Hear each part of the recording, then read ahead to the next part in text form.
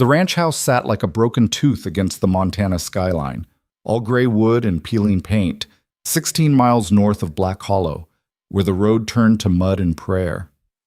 Evelyn Voss lived there alone now, had been living there alone since they buried Warren in the spring. People talked, of course. People always talked.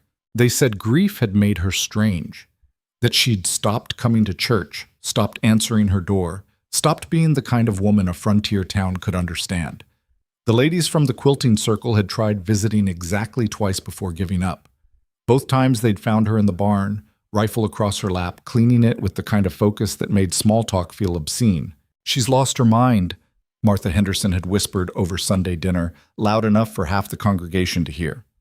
"She's lost her husband," Reverend Pike had corrected, though his voice carried doubt even then.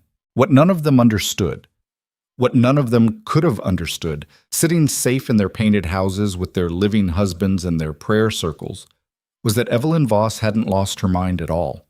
She'd simply stopped pretending the world was anything other than what it was, a hard place that took everything you loved and dared you to keep breathing anyway. Warren had understood that. Warren had lived it. She thought about him now as she worked the pump handle in the yard, cold water splashing into the bucket at her feet. November had settled into the mountains early this year, bringing frost that turned the grass to glass and made every breath visible. Her hands ached in the cold, knuckles red and cracked despite the tallow she rubbed into them each night. 23 years she'd been Warren's wife. 23 years of watching him pin that star to his chest every morning, knowing it made him a target. Knowing eventually someone faster or meaner or just plain luckier would put a bullet where that star couldn't protect him. She thought she was prepared. You couldn't be married to a lawman on the frontier and not think about death. It followed men like Warren the way shadows followed light, but preparation was a lie people told themselves. When the moment came, when she'd stood on that street corner and watched the man she'd loved since she was 17 years old crumble into the dirt like a puppet with cut strings, preparation had meant nothing at all. The iron vultures had done it in broad daylight. Noon on a Tuesday, sun high and hot despite the autumn chill. Warren had been walking out of the telegraph office, reading a message he'd just received. He'd looked up, seen them, gone for his gun.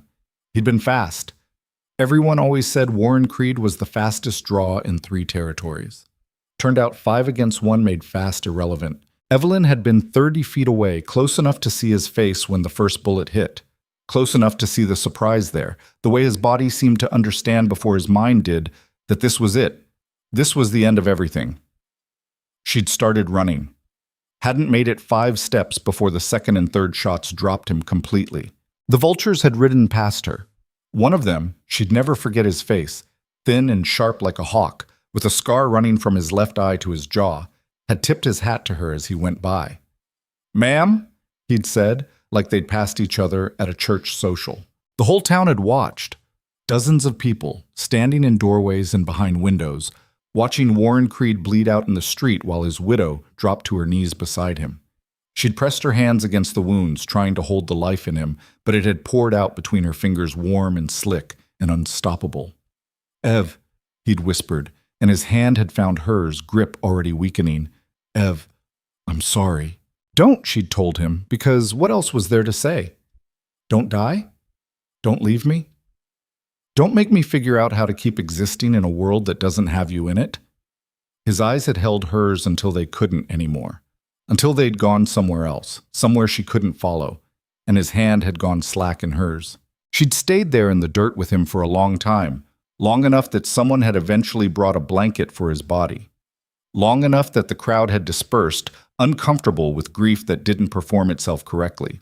Long enough that Sheriff Talbot, Warren's deputy, now promoted by default, had finally crouched beside her and said, "Evelyn, we need to move him now." She'd let them. What choice was there? The bucket was full now, water sloshing over the rim. Evelyn hauled it up with both hands, muscle memory from 1,000 identical mornings guiding her back toward the house. The ranch had been Warren's dream more than hers. He'd wanted land, space, distance from the chaos that came with the badge. He'd wanted to build something that couldn't be shot or burned or taken away. He'd been wrong about that last part. Inside, the house was cold enough that she could see her breath. She'd let the stove go out overnight. Coal cost money, and money was running thin now that Warren's salary had died with him. His pension barely covered food. The ranch barely produced anything worth selling. She'd sold 2 horses last month, the gelding and the mare with the crooked blaze. Only Sable remained, Warren's black quarter horse who'd carried him through 100 dangerous situations and then stood empty in the stable while he died on foot in town. Evelyn set the bucket down and started building up the fire, hands working automatically. Kindling first, then larger pieces, nursing the flame until it caught and held. Heat began seeping into the room slowly, reluctantly. There was coffee left from yesterday. She reheated it in the pot, not bothering to strain out the grounds. Everything tasted like ash these days anyway. The knock came at 10 o'clock, just as full light broke over the eastern ridge. Evelyn's hand went to the rifle leaning beside the door before she'd consciously decided to move. 3 months of living alone had rewired her instincts. She didn't open the door immediately, just stood to the side and called out, "Who is it?" "Sheriff Talbot. Evelyn, need to speak with you." She recognized his voice, but that didn't mean anything. The vultures could have been standing behind him with a gun to his back. She lifted the rifle, held it ready, and opened the door a crack. Just Talbot. No one else visible, though that didn't mean much out here. "Little early for social calls," she said. Talbot looked uncomfortable, which was his permanent state these days. He'd been a decent deputy, steady hands, good instincts, but wearing Warren's job sat on him like borrowed clothes that didn't fit right. He was 10 years younger than Warren had been, barely 30, with the kind of fresh face that made hardened criminals underestimate him. That had been useful once. Now it just made him look inadequate. "Ain't social," he said. "Can I come in?" Evelyn considered, then stepped back. Talbot entered, removing his hat, eyes going automatically to the rifle in her hands. She didn't lower it. "What do you want?" she asked. "There's been news," he said. "Telegraph came in last night from Fort Benson. The Iron Vultures hit a payroll wagon 2 days ago, killed 4 guards. They're moving north. Might be heading toward the Canadian line. Good for them." "Evelyn?" "What do you want me to say, Sheriff?" The title felt wrong in her mouth. There was only one man she'd ever called sheriff, and he was dead. "You want me to cry? Want me to tell you how terrible it is? I'm aware how terrible it is. I watched them kill my husband." Talbot's jaw worked. "There's something else. One of the guards survived long enough to talk, said he heard the Vultures' leader, fellow named Silas Crow, saying something about Warren, about papers he'd had, a ledger of some kind." Evelyn felt something cold settle in her stomach. Warren didn't have any ledger. "You sure about that?" "I lived with the man for 23 years. You think he kept secrets from me?" But even as she said it, she wondered. Warren had been a careful man, a thorough man, the kind of lawman who documented everything, who built cases the way other men built houses. Foundation first, brick by brick, nothing left to chance. "Look," Talbot said, "I don't know what they think Warren had. Maybe it's nothing. Maybe it's them chasing ghosts. But I wanted you to know they're talking about him, talking about papers. If there's anything here, anything at all that might be what they're looking for, you should tell me. Let me secure it." "So you can what? Catch them?" The bitterness in her voice surprised even her. "The way you caught them after they killed Warren?" Talbot flinched. "That's not fair. Fair died in the street with my husband, Sheriff. Don't talk to me about fair." He stood there for a long moment, hat in his hands, looking young and lost. Finally he said, "If they come here, Evelyn, if they think you have what they want, you're in danger, real danger. This ranch is 16 miles from help. You're alone out here." "I'm aware." "Then for God's sake, be careful. Lock your doors. Keep that rifle close." He looked at her then, really looked at her, and something in his expression shifted. "Warren wouldn't want you hurt." "Warren's wants don't matter anymore," she said flatly. "He's dead." After Talbot left, Evelyn stood at the window watching his horse disappear down the muddy track toward town. The rifle was still in her hands. She realized she was gripping it hard enough that her knuckles had gone white. A ledger, papers, something Warren had supposedly kept. She'd told Talbot the truth. She didn't know about any ledger. But that didn't mean it didn't exist. Warren had kept his cases close, especially toward the end. The last few months before he died, he'd been different, distracted, working late, coming home with ink on his fingers and exhaustion in his eyes. "Big case?" she'd asked him once. "Might be," he'd said, and hadn't elaborated. She'd learned early in their marriage not to push. Warren told her what he could when he could. The rest she accepted as the price of loving a man who lived in the spaces between law and lawlessness. But if he'd had something, if he'd documented something important enough that the iron vultures were still looking for it 3 months after killing him, where would he have kept it? Evelyn moved through the house slowly, seeing it with new eyes. The bedroom where they'd slept together for 2 decades. The office where Warren had worked on reports and correspondence. The kitchen where she'd cooked 1,000 meals. The root cellar. The barn. She searched for 2 hours and found nothing. No ledger, no papers, no hidden documents tucked away in places only a marshal would think to look. Maybe Talbot was right. Maybe it was the vultures chasing ghosts. Or maybe Warren had hidden it so well that even she couldn't find it. The thought sent a strange chill through her. Warren protecting her even in death by keeping her ignorant. Warren understanding that knowing would make her a target. Too late for that now. She made herself eat. Dried venison and yesterday's cornbread, her appetite a distant memory but her body still requiring fuel. Then she checked the rifle, cleaned it again even though it was already clean, and loaded it with the methodical care Warren had taught her 20 years ago. "You need to know this," he'd told her on their first anniversary, taking her out to the field behind the house. "I need you to be able to protect yourself if I'm not here." She'd thought it was paranoia then. Sweet, she'd thought, overprotective. She'd learned to shoot to humor him, gotten good at it because she was good at most things she put her mind to. Now she understood. Warren had always known how it would end. He'd just been trying to give her the tools to survive it. The afternoon dragged itself across the sky like something wounded. Evelyn worked in the barn, mucking Sable's stall and replacing her water, trying to keep her hands busy so her mind couldn't spiral. The horse nuzzled her shoulder at one point, big dark eyes soft with something that looked almost like sympathy. "Yeah," Evelyn murmured, running a hand down the mare's neck. "I miss him too." She was walking back to the house when she saw the riders. 4 of them, coming up the trail from the south. Too far away yet to make out details, but close enough that she could see they were moving with purpose. Not travelers. Not neighbors. Evelyn's heart kicked hard against her ribs. She forced herself to walk calmly back inside, not running, not showing panic. Inside, she grabbed the rifle and positioned herself at the window where she could watch without being easily seen. The riders came closer. She could make out more details now. Rough men on rougher horses, the kind of hard-edged individuals who made their living in the spaces where law couldn't quite reach. One of them had a hawk-like face with a scar running from eye to jaw. Her blood turned to ice water. She recognized him. The one who'd tipped his hat to her. The one who'd ridden past her while Warren bled out in the street. The iron vultures. Here, at a ranch. For one wild moment, Evelyn considered barricading herself inside. Making a stand. She was a decent shot, and she had ammunition, and they'd have to come through the door eventually. But that was suicide thinking. 4 armed men against 1 woman in a house made of wood? They'd burn her out, or wait her out, or just shoot through the walls until she stopped moving. Warren's voice echoed in her memory. "When you can't win, Ev, you change the game." Her hands were shaking. She forced them still. The riders stopped in the yard. The one with the scar dismounted first, moving with a casual confidence that made her want to put a bullet through his smile. The others followed, fanning out in a loose semicircle that covered the house's main approaches. "Mrs. Creed!" the scarred one called out.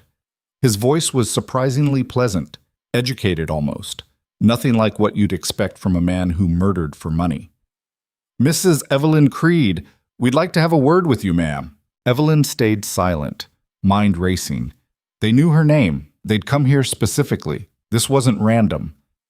"Now, I know you're in there," the man continued, "and I know you're probably frightened. That's understandable. But I want you to know we mean you no harm. We just need to ask you some questions about your late husband. Marshal Creed kept some records that belong to us, you might say, and we'd very much like to retrieve them." A ledger, papers. Sheriff Talbot's warning echoing in her head. "We can do this civilized," the scarred man went on, "or we can do it hard. Your choice, Mrs. Creed, but either way, we're not leaving without what we came for." Evelyn's finger rested on the rifle's trigger. She could shoot him from here. probably drop him before the others reacted. But then what? The remaining three would return fire and she'd be trapped. Change the game, Warren's voice whispered. She took a breath, set down the rifle, opened the door. The scarred man's smile widened when he saw her. There she is. See, boys? I told you Mrs. Creed was a reasonable woman. Up close, he looked worse than she remembered. The scar was deeper, angrier. His eyes were the color of dirty ice. He wore 2 pistols on his hips, tied down low like a man who used them frequently. What do you want? Evelyn asked. Her voice came out steadier than she felt. Already told you, ma'am. Your husband had something that interests us. A ledger.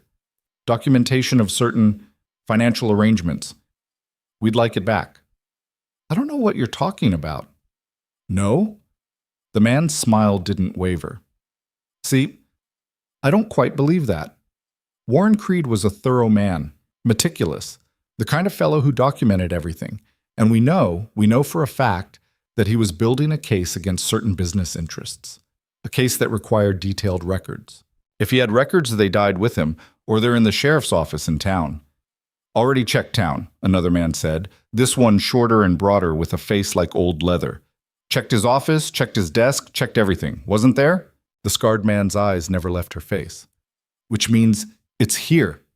Means he brought it home. Maybe to protect it. Maybe because he didn't trust his own people. Doesn't matter. Point is, Mrs. Creed, we're going to search this property, and you're going to help us. And if I refuse? His hand moved so fast she barely saw it. One moment he was standing casual, the next a pistol was aimed directly at her face. Then I put a bullet through your head same as I did your husband, and we search anyway. Only messier. Her heart hammered. The pistol barrel looked enormous, black and absolute. Behind him, the other 3 had their hands on their own weapons, watching her with the dead-eyed patience of predators. I'll help, she said quietly. Smart girl. The gun disappeared back into its holster. Now let's start with the house. Show us your husband's office. They ransacked the place systematically, turning over furniture, pulling books from shelves, tearing up floorboards. Evelyn stood in the doorway under guard while the scarred man, one of the others, had called him Crow, which meant this was Silas Crow, the gang's leader, directed the search with military precision. Check the walls, he ordered. Hollow spaces. Remember, Creed was a lawman. He'd think like one. They found nothing because there was nothing to find. After an hour, Crow's patience was fraying. She could see it in the tightness around his eyes, the clipped tone of his orders. Barn next, he said. And if we don't find it there, Mrs. Creed, things are going to get unpleasant. The barn was worse. They scattered everything, tools, tack, feed. Sable panicked in her stall, eyes rolling white. One of the men threatened to shoot her just to make the horse shut up. Touch that horse, Evelyn said, and I guarantee you won't leave this property alive. The man laughed. You threatening us, widow? I'm telling you facts. Crow held up a hand. Leave the horse. We're not here for livestock.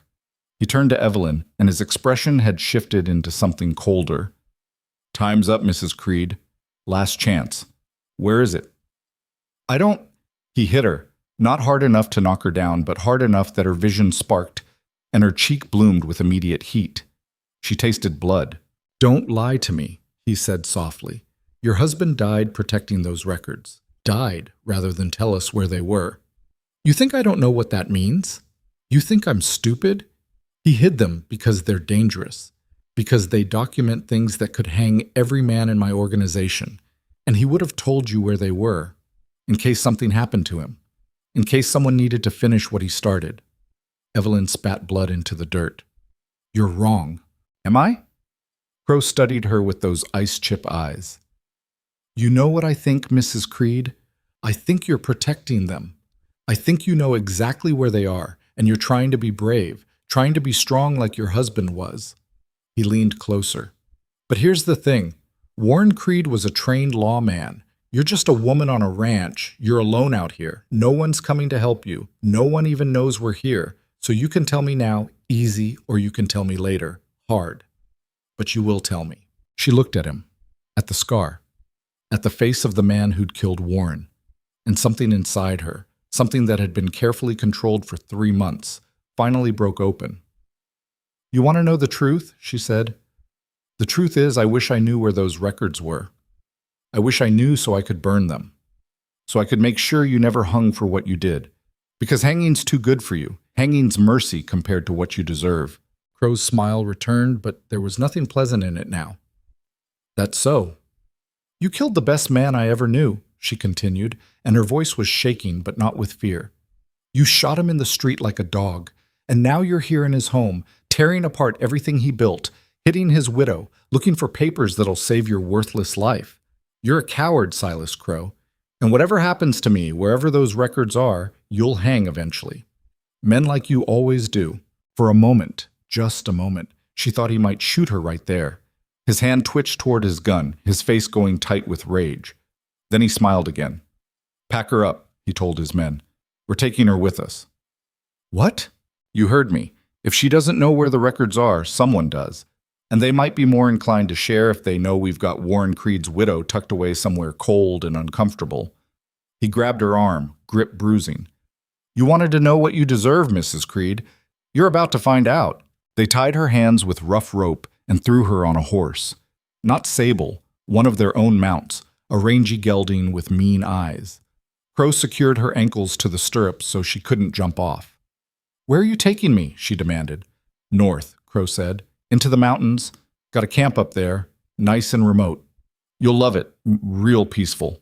He swung up onto his own horse. Move out. They rode hard, pushing north into the foothills as the sun began its descent toward the horizon. Evelyn's mind raced. Sheriff Talbot wouldn't know she was gone until someone came to check on her, and that might not be for days. The ranch was isolated. She'd made sure people left her alone. Change the game, Warren's voice whispered again. But how? She was tied up, on their horse, surrounded by armed men. What game was there to change? Then she felt it. Something small and hard, sewn into the lining of her dress. She'd forgotten it was there, a shard of broken glass wrapped in cloth, hidden in a seam, a precaution from years ago, from the early days when Warren was making enemies, and she'd been young enough to think a hidden weapon might make a difference. She'd never needed it. Until now. Working carefully, trying not to draw attention, she began working her bound wrists against the hidden shard. The cloth had rotted over the years, and the glass was exposed now, sharp. It would take time, but time was something she suddenly had. Hours of riding ahead into the mountains, into the cold, into whatever hell the iron vultures had planned for her. She looked back once at the ranch, at the life she'd built with Warren. Then she turned forward and kept her face blank while the glass began to bite into the rope, fiber by fiber. The game had changed. The question was whether she could survive long enough to play it.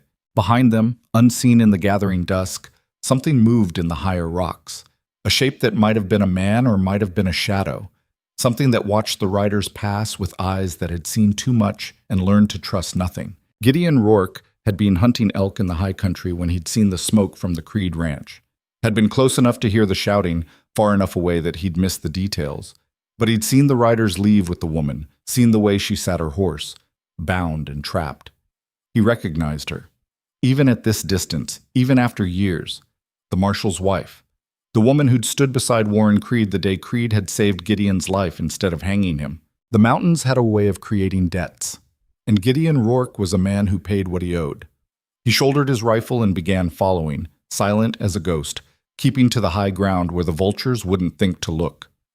The game had changed for everyone now, and in the Montana mountains, where winter was coming and mercy was in short supply, the deadliest games were the ones nobody saw coming until it was far too late to fold. The temperature dropped 20 degrees once they hit the tree line. Evelyn felt it through her coat, through the layers of cotton and wool that had seemed adequate back at the ranch, but now felt like tissue paper against the mountain cold. Her fingers had gone numb an hour ago, bound tight enough that the rope had cut off most of the circulation. The hidden glass shard was slippery with blood. Hers or the rope's fibers, she couldn't tell anymore, but she kept working at it, kept sawing in tiny movements whenever the trail smoothed out enough that the horse's gait wouldn't give her away. They'd been riding for 3 hours, maybe 4. Hard to tell when the sun disappeared behind the peaks, and everything turned into varying shades of gray. The horses were laboring now, breath coming in white plumes, hooves slipping on loose shale and frozen mud. Crow pushed them anyway, driving north and up, always up, into country that looked like something from before people existed. How much further? One of the men called out, "The leather-faced one, the one who'd wanted to shoot Sable." His voice carried an edge that might have been complaint or might have been genuine concern. "Another hour," Crow said without turning around. "Maybe less if we don't stop to whine about it, Davis." Davis muttered something under his breath but didn't argue. None of them argued with Crow. Evelyn had been watching the dynamics during the ride, filing away information the way Warren had taught her. Know your enemy. Know what makes them move, what makes them scared, what makes them turn on each other. The Iron Vultures weren't a gang so much as a collection of violent men held together by Crow's will and reputation. Davis was the oldest, somewhere past 50, with the look of a man who'd survived more winters than he had any right to. The other two were younger, one called Pike, thin as a rail with nervous hands that never stopped moving, and the last one, a heavy-set man with a broken nose and dead eyes who nobody had bothered naming in her presence. Pike was the weak link. She could see it in the way he kept glancing at her, then away, then back again. Guilty conscience or just nerves didn't matter. He was the one who might make a mistake. The glass finally bit through the last fibers. Evelyn kept her hands together, maintaining the illusion of captivity, even as the rope went slack. Her heart was hammering so hard she was sure they could hear it, but none of the men looked back. They were focused on the trail, on the growing darkness, on keeping their horses from breaking legs on the treacherous path. Not that freedom did her much good yet. Her ankles were still tied to the stirrups. She was on a horse she didn't know, surrounded by armed men, miles from anything resembling help. Running now would be suicide. So she didn't run. She waited, watched. Let the mountains close in around them like a fist.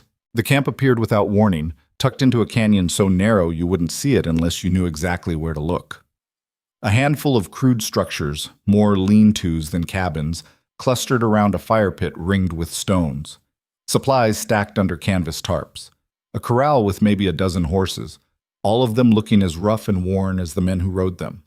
"Home sweet home," Crow said, dismounting. He gestured to Pike. "Get her down. Put her in the back shelter." Pike moved to comply, untying her ankles with fumbling fingers. When he reached for her hands, he realized the rope was already loose. His eyes went wide. "Boss!" "I can see that," Crow said, and his voice was flat enough that Pike actually flinched. "Thought you said you knew how to tie a knot, Pike." "I did tie it. I swear I—" "Oh, shit!" "Doesn't matter now." Crow looked at Evelyn, and something in his expression made her think of a snake deciding whether to strike. "Clever woman. Working on that all the way up here, were you?" She didn't answer. Pike hauled her off the horse less gently than before, holding her arm like she might bolt any second. She could have tried, could have thrown an elbow into his face, grabbed for the pistol on his hip, made a desperate play for freedom. But there were four of them and one of her, and desperation wasn't a plan. It was just a different way of dying. "In there," Crow said, pointing to the smallest shelter. It was barely big enough to lie down in, dirt floor and canvas walls, open to the elements on one side where the fabric had torn away. "Pike, you and Davis take first watch. Nameless, get a fire going. We'll deal with our guest after we've eaten." They shoved her inside without ceremony. The shelter smelled like old sweat and mildew, and the temperature was maybe 5 degrees warmer than outside, which was to say still freezing. Evelyn sat against the far wall, pulling her knees up to her chest, trying to conserve what little body heat she had left. Through the torn canvas, she could see the men moving around the fire pit, hear their voices rising and falling in conversation too quiet to make out. Someone produced a flask. Someone else started unpacking supplies from the tarps. She took stock of her situation, trying to think like Warren would have thought, trying to be methodical instead of terrified. Facts. She was miles from any help. Her hands were free but useless without a weapon. The men had at least a dozen guns between them. The temperature was dropping toward what would probably be a killing frost by morning. Even if she somehow escaped, she'd die of exposure before making it back to civilization. On the other hand, she was still breathing. They needed her alive, at least for now, which meant leverage. And the longer they kept her here, the more chances she'd have to find a weakness, exploit a mistake. Warren's voice in her head.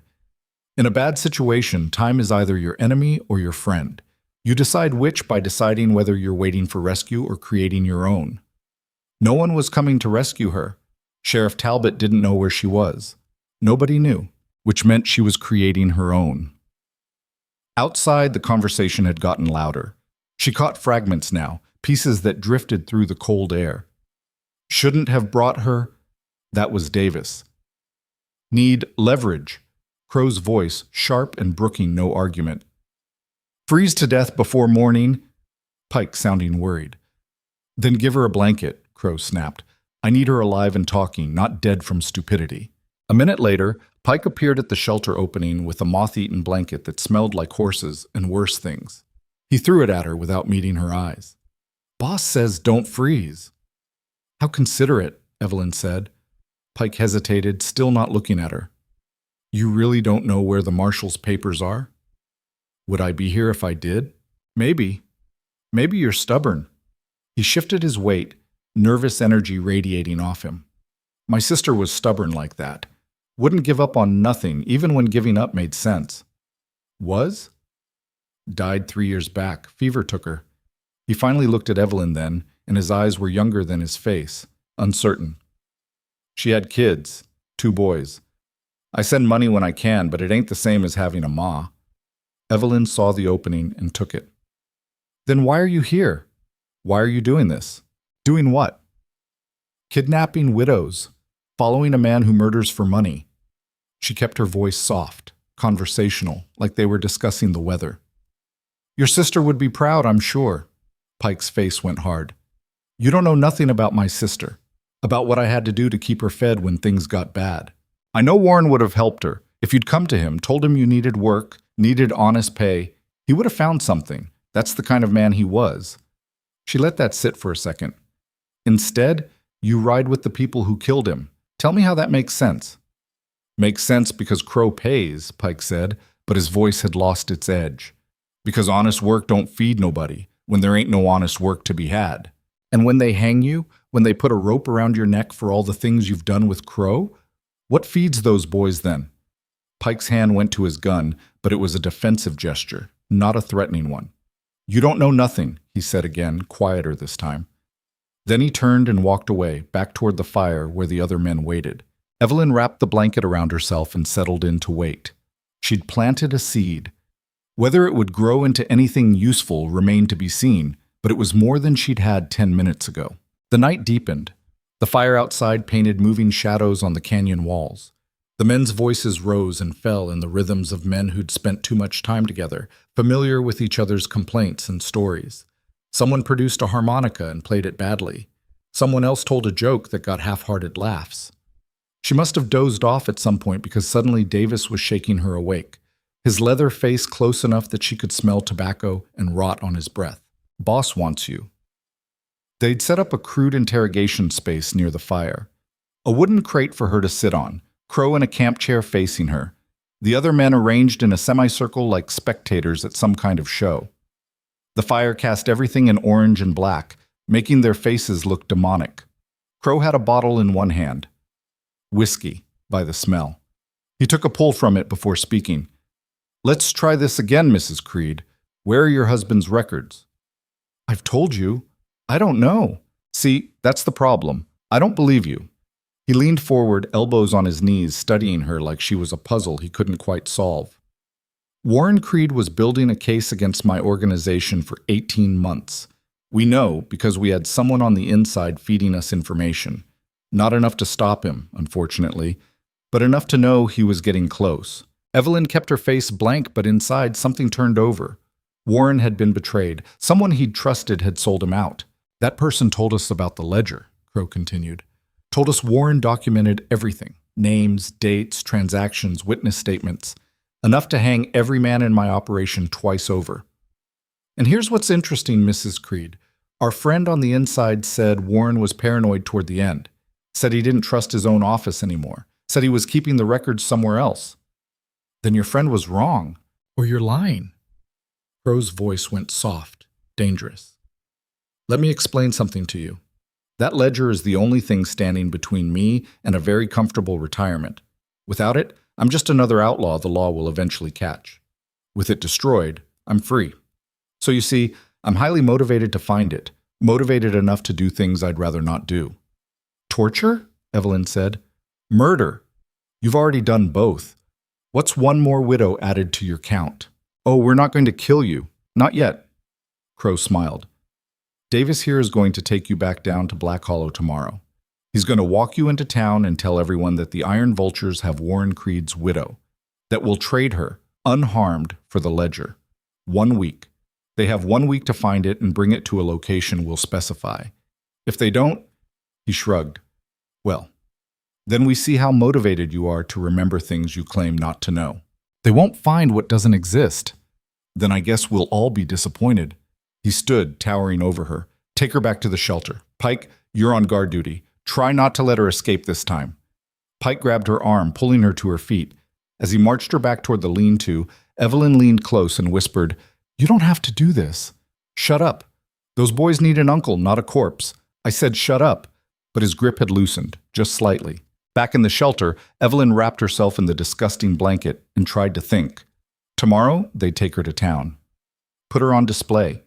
Use her as bait to flesh out records that might not even exist. Unless she did something first. The camp settled into night routines. The fire died down to coals. The men took turns on watch, 2-hour shifts that Evelyn tracked by the movement of stars through the torn canvas. Pike had first watch, sitting on a rock near the fire pit with a rifle across his knees, occasionally standing to pace the perimeter. Around what must have been midnight, he stood and walked toward the shelter. Evelyn closed her eyes, feigning sleep. She heard him stop at the opening, heard him shift his weight. I know you're awake, he said quietly. She opened her eyes. He was silhouetted against the dim starlight, rifle still in his hands. What do you want? She asked. To tell you to stop talking about my sister. Stop trying to get in my head. I'm just stating facts. Facts. Pike laughed, but there was no humor in it. You want facts? Here's a fact. I tried honest work. Tried farms, tried ranches, tried everything. Nobody wanted to hire a man with my reputation.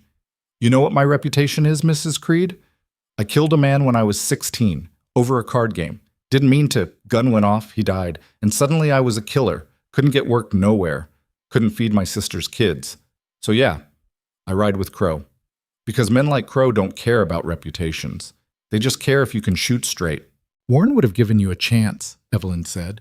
Warren's dead, and the world that killed him ain't changed none. He walked away before she could respond, but he'd left the rifle propped against a rock 20 feet from the shelter, and that felt significant somehow. The hours crawled by. Evelyn dozed in fits and starts, jerking awake every time her body temperature dropped too low, every time a horse nickered in the corral or a stone shifted in the canyon walls. Her mind kept circling back to Warren, to the ledger, to the traitor who'd sold him out. Someone in his office, someone he'd trusted. Talbot? No, Talbot had been Warren's deputy for 5 years. They'd been friends, unless friendship didn't mean what it used to, unless everyone had their price. She was still turning it over in her mind when the first shot rang out. The sound cracked across the canyon like a whip, echoing off the stone walls, impossibly loud in the frozen silence. Someone screamed, "Pike," she thought. Another shot followed, then a third, and suddenly the camp exploded into chaos. Men were shouting, running, grabbing for weapons. The fire pit flared as someone kicked it, sending sparks spiraling into the darkness. Evelyn threw off the blanket and scrambled to the shelter opening, trying to understand what was happening. "We're under attack," Davis's voice, raw with panic. "From where?" Crow trying to maintain control. "Where are they shooting from?" "The rocks, high ground." Another shot. This one hit the nameless man in the shoulder, spinning him around and dropping him to the dirt where he lay writhing and cursing. Evelyn pressed herself against the canvas wall, heart racing. Someone was shooting at the camp from the canyon walls. Someone with good aim and better positioning. "Pike!" Crow was shouting. "Get the prisoner. We need her for leverage." Pike ran toward the shelter, rifle forgotten, pistol drawn. He reached the opening just as Evelyn grabbed the iron skillet someone had left near the fire pit. She swung it with everything she had.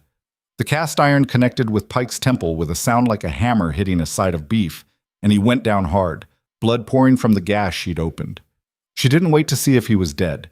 She grabbed his pistol, checked the cylinder, 4 rounds left, and ran. The canyon was a maze of shadows and panicked men. Another shot from above dropped Davis, or maybe just grazed him, she couldn't tell. He was screaming either way. The horses in the corral were going crazy, bucking and kicking at the fence rails. Evelyn ran for the corral, keeping low, trying to use the darkness as cover. A bullet whined past her head close enough that she felt the air displacement. She didn't know if it was from the shooter above or from one of the vultures. Didn't care. She reached the corral fence and vaulted over it in a move that would have impressed her 20-year-old self. The horses were terrified, eyes rolling white. She grabbed the nearest one, a bay mare with a white blaze, and somehow got a hand on its mane. The horse tried to rear. Evelyn held on, using her weight to keep it down, speaking in low, urgent tones that probably didn't help, but made her feel like she was doing something. "Easy, easy, just let me—" The fence rail exploded beside her head. She turned to see Crow standing at the corral edge, pistol raised, face twisted with rage. "You're not going anywhere, widow!" She fired Pike's pistol without thinking, without aiming. The shot went wide, but close enough that Crow dove for cover. She used those 2 seconds to haul herself onto the mare's bare back. No saddle, no bridle, just terrified horse and desperate woman. The mare bolted. Evelyn clung to its mane with both hands, legs locked around its barrel, the pistol somehow still gripped in her right hand. The horse careened through the camp, scattering supplies and narrowly missing the fire pit. Someone grabbed for the mare's tail and got kicked for their trouble. Then they were out of the camp, racing down the canyon trail in the darkness with no idea where they were going or how they'd survive the next 5 minutes. The mare was running blind, driven by panic, hooves slipping on loose stone. They could fall at any second, break their necks, die in some frozen ravine and never be found. Behind them, she heard crows shouting orders, heard boots pounding on stone. The canyon walls pressed close on both sides, channeling them forward into narrower and narrower space. The mare stumbled. For one heart-stopping second, Evelyn felt the horse going down, felt gravity taking over. Then somehow the mare caught itself, recovered, kept running. But it was slowing now, sides heaving, pushed past its limits. They rounded a bend in the canyon and suddenly the trail opened up, spreading into a wider space with actual trees, actual cover. The mare slowed to a trot, then a walk, then stopped completely, legs trembling. Evelyn slid off its back on shaking legs. Her whole body was vibrating with adrenaline and cold, and the sick certainty that she'd just gotten incredibly lucky, and luck like that didn't hold forever. She could hear the vultures behind her getting closer. They'd have horses soon. They'd run her down.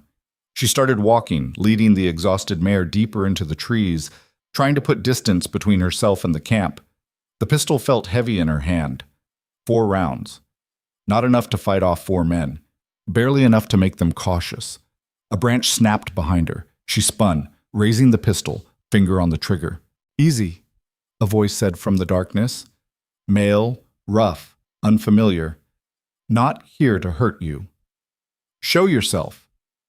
A shape detached from the shadows between the trees. Tall, rangy, dressed in buckskin and furs that made him look like part of the forest itself. He carried a rifle with the easy competence of someone who'd been born with one in his hands. His face was weathered and hard, somewhere past 40, with eyes that seemed to see through her rather than at her. "You the Widow Creed?" he asked. "Who's asking?" "Name's Gideon Rourke." He said it like she should know the name. When she didn't react, something that might have been disappointment crossed his face. "Your husband saved my life once. Figure I owe him. Figure keeping you alive evens the score. You're the one shooting at the camp." "Yep." "You killed those men?" "Nope. Just scattered them. Made them scared. Fear's a better weapon than bullets most times."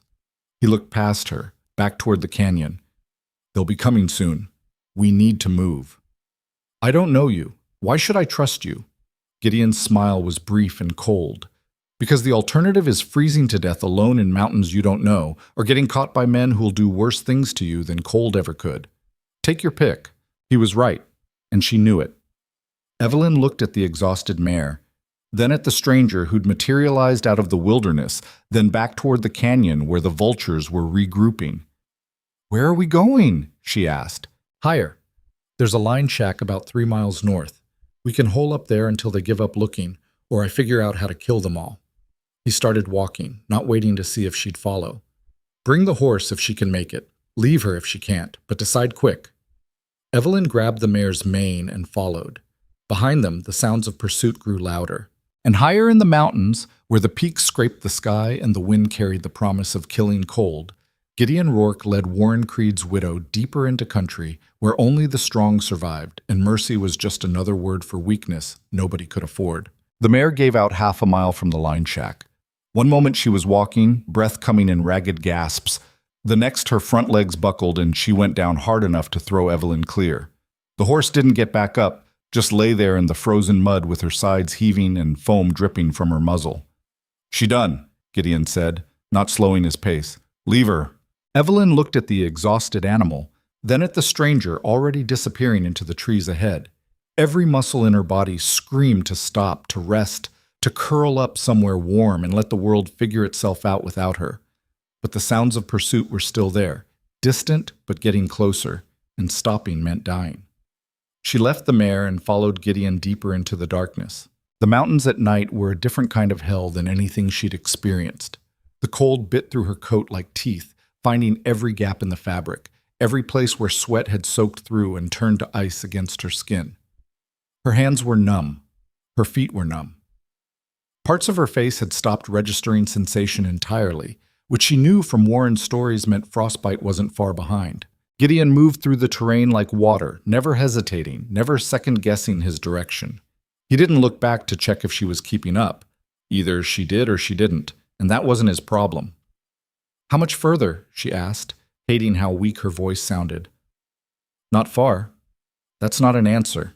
It's the only one you're getting." He paused at a fallen log, listening. After a moment he continued, angling left up a slope that looked impossibly steep. "They've stopped following, for now." "Why?" "Because they're smart enough to know chasing people through mountains in the dark gets you killed faster than the people you're chasing." He glanced back at her then, the first time he'd done so since they'd started walking. "You're doing better than I expected." "What did you expect?" "Crying. Begging. Maybe passing out." He turned forward again. "Your husband said you were tougher than you looked. Guess he wasn't lying." "You knew Warren?" "Knew's a strong word. Met him once. That was enough."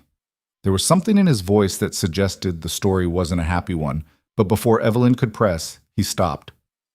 There. The line shack materialized out of the darkness like something from a nightmare. It wasn't much. 4 walls made of logs chinked with mud and moss, a roof that might have been solid once but now had gaps wide enough to see stars through, one window covered with oiled paper, a door that hung crooked on leather hinges. "Home sweet home," Gideon said, pushing the door open. Inside was colder than outside somehow, the air still and dead.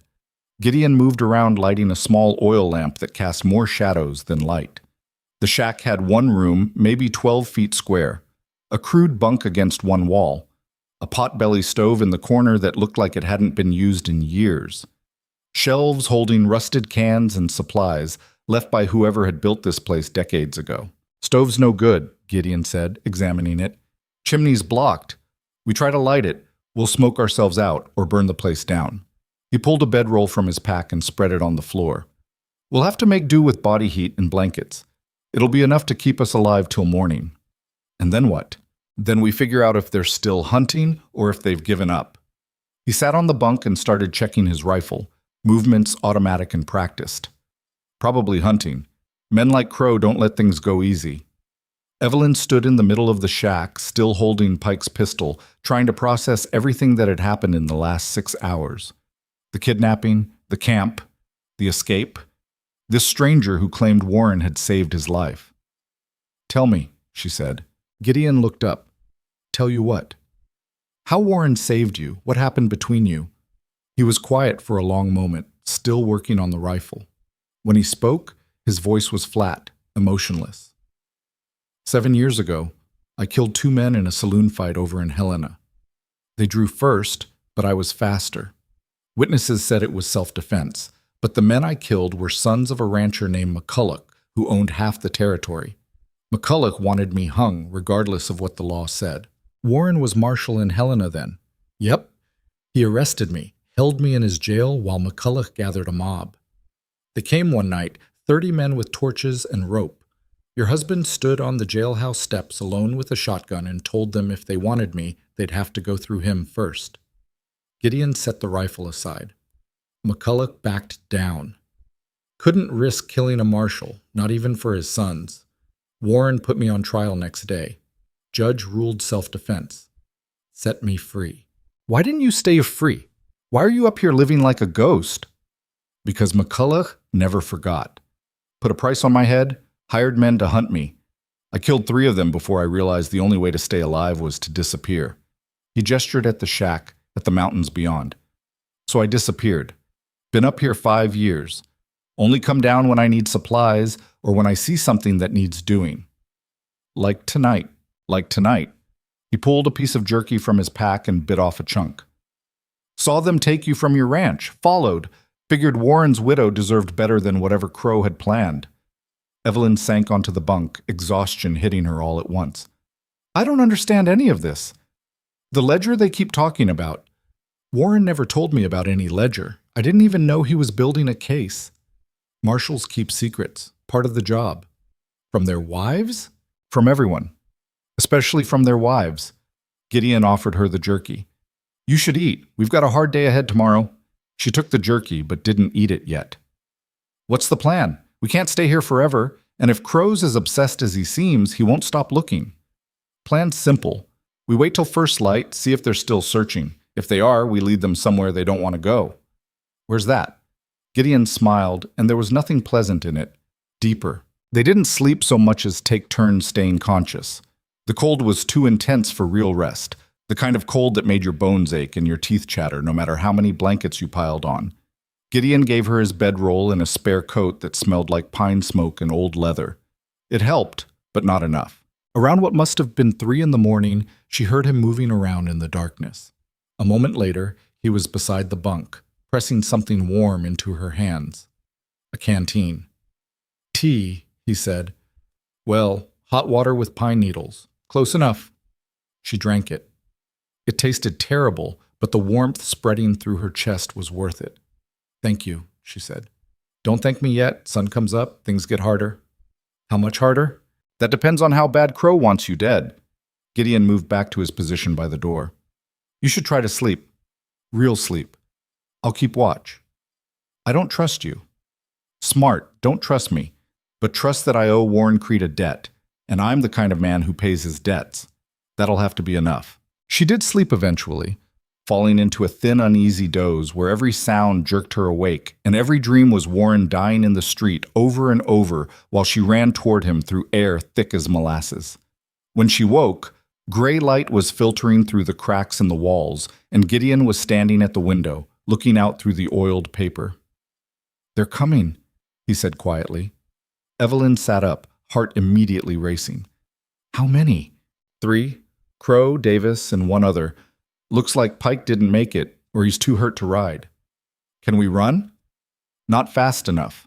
They've got horses, and they know these mountains almost as well as I do. He turned from the window. We fight. 3 against 2, and I've got 4 bullets. Then make them count. Gideon checked his rifle one more time, then moved to the door. When they get close, I'll take the first shot. After that, it's chaos. You stay in here, shoot anyone who isn't me that comes through that door. Understand? This is insane. We should negotiate. Negotiate? He looked at her like she'd suggested flying to the moon. Lady, these men kidnapped you, killed your husband, and are hunting you through frozen mountains. What exactly do you think there is to negotiate? He was right, and she hated it. She hated all of it, the violence, the fear, the fact that her life had been reduced to shooting or being shot. But hating it didn't change it. Fine, she said. What do you need me to do?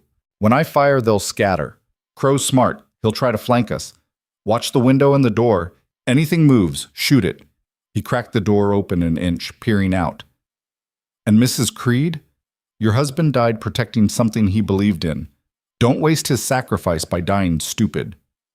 Then he was gone, slipping out the door and disappearing into the tree line like smoke. Evelyn positioned herself behind the bunk where she had a clear view of both the door and the window. The pistol felt heavier than it had last night, weighted with the knowledge that she was probably going to have to kill someone with it. She'd never killed anyone before, never even pointed a gun at another human being before yesterday. The minutes stretched. She could hear horses now, close enough that their hooves made distinct sounds against stone and frozen ground. Voices, too, though she couldn't make out words. Then Gideon's rifle cracked. The sound was huge in the mountain silence, echoing off the peaks. Someone screamed, a man's voice, high and agonized. Horses whinnied in panic.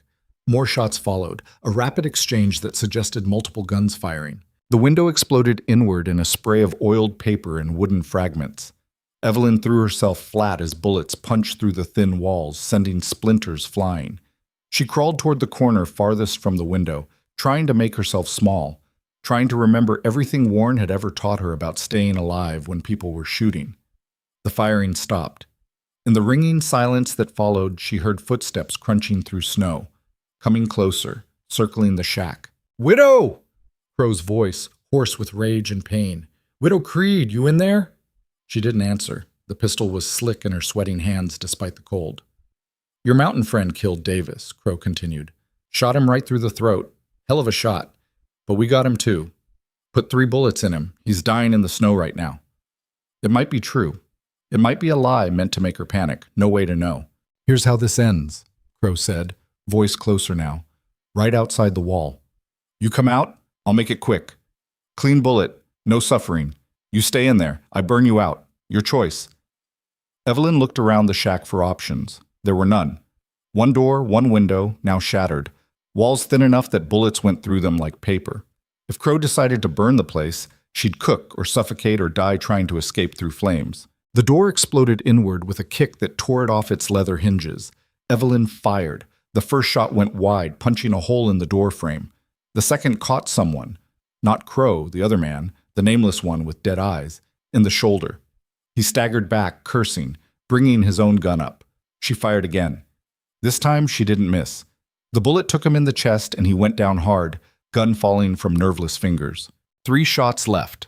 No, 2. She'd fired at Crow last night in the camp. 2 bullets. 1 for Crow, 1 for herself, if it came to that. Movement at the window. She spun, nearly fired, stopped just in time.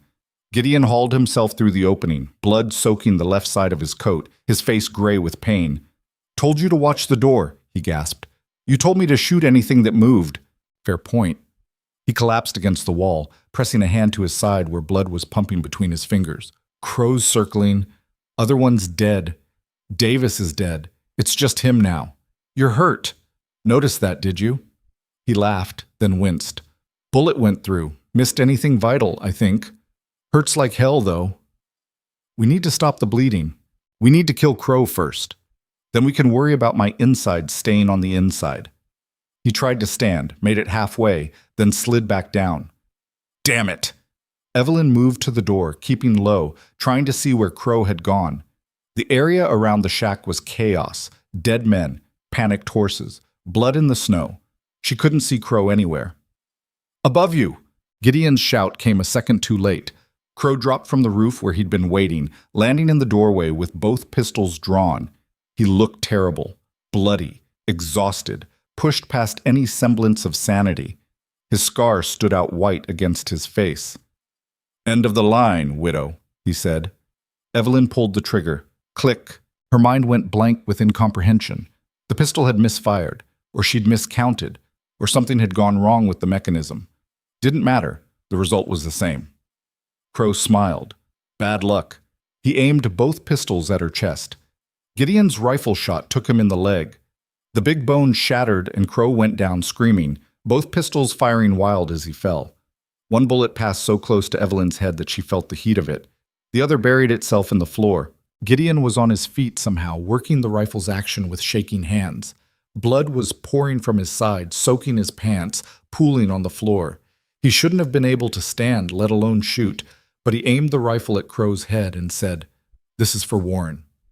"Wait," Evelyn said. Gideon looked at her like she'd lost her mind. "Wait? We need him alive." "The hell we do."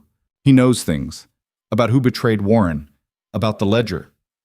She moved closer to Crow, who was writhing on the floor, clutching his shattered leg. "Don't you?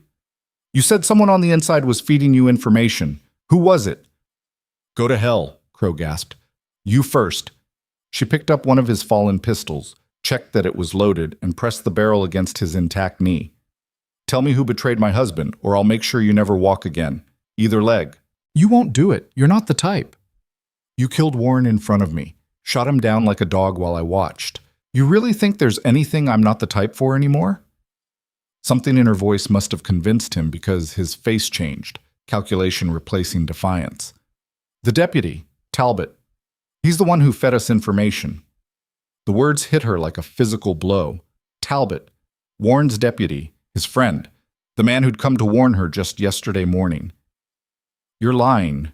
I'm dying, Crow said, and he was right. Blood was spreading from his leg faster than should have been possible. The bullet must have hit an artery. Got no reason to lie. Talbot came to us 6 months ago, said he was tired of living in Creed's shadow, said he'd help us if we made it worth his while. He fed us information about Warren's case, told us when he was vulnerable. We paid him good money. Then why kill Warren at all? Why not just steal the ledger? Because Warren figured it out, figured out there was a traitor. Didn't know who yet, but he was getting close. We had to move fast. Crow coughed, blood flecking his lips. Talbot told us where Warren would be that day, told us he'd be alone, distracted, reading a telegram. We rode in and finished it. Evelyn's hand tightened on the pistol. Everything in her wanted to pull the trigger, to end this man who'd taken everything from her. But he was already dying, blood pressure dropping, face going white. Shooting him would be mercy. Let him bleed, she said, stepping back. Smart, Gideon said. He'd sagged against the wall again, breathing shallow. Now help me plug this hole before I join him. Evelyn tore strips from the dead man's shirt and used them to pack Gideon's wound. It was bad. The bullet had gone through his side just below the ribs, missing his spine by inches but tearing through enough meat that he was going to be weak for weeks, assuming he survived at all. You need a real doctor, she said, wrapping the makeshift bandage as tight as she dared. Nearest doctor's 2 days' ride from here. I'll make do. He looked past her to where Crow had stopped moving, eyes staring at nothing. You tell the truth about Talbot? I don't know. Maybe. Probably. She sat back, suddenly exhausted beyond anything she'd ever felt. Warren trusted him. We both did. Trust's a luxury in this world. Your husband knew that. Gideon shifted, wincing. Question is, what are you going to do about it? Do about it? Talbot thinks you're dead or kidnapped. Thinks he's safe. That gives you an advantage. He gestured at the carnage around them. Crow's gang is finished. These three were what was left after your husband spent 18 months taking them apart piece by piece. But Talbot's still walking around wearing a badge and collecting a salary. That sit right with you? It didn't. Nothing about any of this sat right. But the thought of confronting Talbot, of proving what he'd done, of making him face justice for Warren's murder, that felt right. That felt like something Warren would have wanted. First things first, she said. We get you somewhere you can heal. Then we figure out Talbot. There's a trapper's cabin about 5 miles east, fellow named Mackenzie. He'll help if you mention my name. Gideon tried to stand, made it about halfway before his legs gave out. Or you could just leave me here. Take one of the horses and ride back to town. Tell them what happened. Let the law handle it. The law? Evelyn laughed, and it came out bitter. The law's been corrupted. The man wearing the badge is the one who killed my husband. So no, I'm not letting the law handle it. I'm handling it myself. She helped Gideon to his feet, got his arm around her shoulders, and together they stumbled out of the shack into the cold morning light. The surviving horses were still there, skittish but manageable. She got Gideon onto the calmest one, then climbed up behind him. East 5 miles? She asked. East 5 miles. Look for smoke. They rode slowly, Gideon fading in and out of consciousness, Evelyn holding him upright and trying to follow the sun. The mountains stretched endlessly in every direction, white and unforgiving. Twice they had to stop so Gideon could vomit blood. Once the horse nearly threw them when it spooked at something in the trees. But they made it. Just as the sun reached its peak, a thin column of smoke appeared against the sky. A cabin materialized from the wilderness, larger than the line shack, with a proper chimney and glass windows and a corral with goats. A man emerged as they approached, old, somewhere past 60, with a face like weathered oak and a rifle held ready. He saw Gideon and his expression changed from suspicion to concern. "Rourke, that you?" "In pieces," Gideon mumbled. "Got shot helping a lady." Always said a woman would be what killed you. The old man, Mackenzie presumably, helped them down from the horse. His eyes found Evelyn, and something shifted in them. You're the Creed widow. Heard you'd been taken by the vultures. You heard right. Now I'm untaken. And the vultures? Dead. All of them. Mackenzie let out a low whistle. Well then, guess you better come inside. The cabin was warm, blessedly warm, with a fire roaring in a stone hearth and furs piled on rough furniture. Mackenzie got Gideon onto a bed and started cutting away his coat and shirt to examine the wound. Went clean through, he muttered. That's good. Bad's that he's lost a lot of blood. Needs rest and food and probably some prayers if you're the praying type. I'm not, Evelyn said. Me neither. We'll make do with whiskey and hope. He produced a bottle from somewhere and took a long pull. You look like you could use some too. She took the bottle and drank. The whiskey burned going down, but the warmth that followed was worth it. She took another pull before handing it back. I need supplies, she said. Ammunition? Food? A horse that can make it back to Black Hollow. Going back?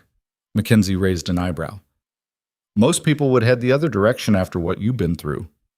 Most people didn't have their husband murdered by a traitor wearing a badge. She looked at Gideon, who'd passed out or fallen asleep. It was hard to tell which. Warren died protecting evidence against the Iron Vultures. Evidence his deputy helped them find and destroy. And that deputy's still walking around free, thinking he got away with it. You aim to prove otherwise. I aim to put a bullet in him, but I'll settle for a rope if that's what the law demands. Mackenzie studied her for a long moment. Then he nodded. I'll get you what you need, but you rest first. Eat something. Can't take revenge on an empty stomach. You'll just pass out before you finish the job. He was right, much as she hated to admit it. Evelyn sat by the fire and ate the stew Mackenzie heated up, some kind of venison with root vegetables that tasted better than anything she'd had in months. The warmth and food and exhaustion all caught up with her at once, and despite her best intentions, she fell asleep in the chair. When she woke, it was dark outside, and Gideon was conscious again, propped up on pillows and sipping from a cup Mackenzie held for him. Welcome back, Mackenzie said when he saw her stirring. Slept 6 hours straight. Figured you needed it. 6 hours. She'd lost 6 hours. Talbot could be anywhere by now. Could have heard about the fight in the mountains. Could be running. I need to go. Already packed supplies. Horses fed and rested. You leave now. You'll make Black Hollow by morning. Mackenzie gestured to a pack by the door. Ammunition's in there. Food, spare coat, and this. He handed her something wrapped in oilcloth. She unwrapped it to find a badge. Warren's badge. The star-shaped piece of metal he'd worn every day until a bullet had pierced it and the chest beneath. Found it in your husband's effects when they brought him back to town, Mackenzie said quietly. Thought maybe you'd want it. Thought maybe it still means something. Evelyn's vision blurred. She blinked hard, refusing to cry, but her hand shook as she held the badge. There was blood on it still. Warren's blood. Thank you, she managed. Don't thank me. Just make sure whoever killed him pays for it. That's thanks enough. She pinned the badge to her coat, over her heart. It felt right there. Solid. Real. Gideon was watching her with his pale eyes. You don't have to do this alone, he said. Give me a couple days to heal and You'll stay here and rest. You've done enough. She picked up the pack, shouldered it. Warren saved your life once. You saved mine. That makes us even. You don't owe me anything more. Maybe I owe myself something. Maybe I'm tired of hiding in these mountains. He tried to sit up straighter, winced, gave up. Maybe Warren Creed dying because a coward wore a badge doesn't sit right with me. Then when you're healed, come find me in Black Hollow. We'll figure out what justice looks like together. She moved to the door, then stopped. And Gideon, thank you for all of it. Just pay the debt forward, widow. That's how these things work. The horse Mackenzie provided was a sturdy roan mare with good wind and a calm temperament. Evelyn rode through the night, following the stars and the rough map Mackenzie had drawn in the dirt, pushing south and west toward home, toward Black Hollow, toward Talbot. The mountains gave way to foothills, the foothills to plains, and by the time the sun broke over the eastern horizon, she could see the town in the distance, small and ordinary and completely unaware that everything was about to change. She touched Warren's badge, felt the weight of it, the promise of it. I'm coming home, she said to the wind, to the dead, to the man she'd loved and lost. And I'm bringing hell with me. The town looked smaller than she remembered. Evelyn rode down the main street as the sun climbed higher, Warren's badge catching the morning light. People stopped what they were doing to stare. She could see the shock on their faces, the confusion. The widow Creed was supposed to be dead or missing, dragged into the mountains by outlaws. She wasn't supposed to be riding back into town alone, bloody and armed, with the look of someone who'd walked through fire and come out the other side changed. Martha Henderson dropped a basket of apples. They rolled across the street, forgotten, as she pressed a hand to her mouth. Old Jacob Weiss stood frozen in his shop doorway, spectacles sliding down his nose. Even the dogs seemed to sense something different, slinking away to shadows with their tails low. Evelyn didn't acknowledge any of them. She kept the mare moving at a steady walk, eyes fixed on the sheriff's office at the end of the street. The building Warren had entered 1,000 times. The building where his murderer now sat behind his desk wearing his badge. She tied the mare to the hitching post and checked the pistol Mackenzie had given her. 6 rounds, fully loaded, more than enough for what she had planned. The door was unlocked. She pushed it open and stepped inside. Talbot was at the desk, bent over paperwork, a cup of coffee steaming at his elbow. He looked up when she entered, and the expression that crossed his face was everything she needed to see. Shock, fear, guilt. All there for a split second before he forced his features into something resembling concern. Evelyn? My God, everyone thought... He stood, came around the desk with his hands out like he was approaching a spooked animal. Where have you been? What happened? The vultures are dead, she said flatly. All of them. Talbot stopped moving. Dead? Dead. Crow, Davis, Pike, all the rest. Shot or bled out in the mountains. She watched his face, looking for any crack in the mask. You seem surprised. I'm relieved. Relieved you're safe. But his eyes were moving now, flicking to the gun on her hip, to the badge pinned over her heart, back to her face. You should sit down. You've been through something terrible. Let me get you water, something to eat. I don't want water, I want answers. Answers to what? To who betrayed Warren. She took a step closer.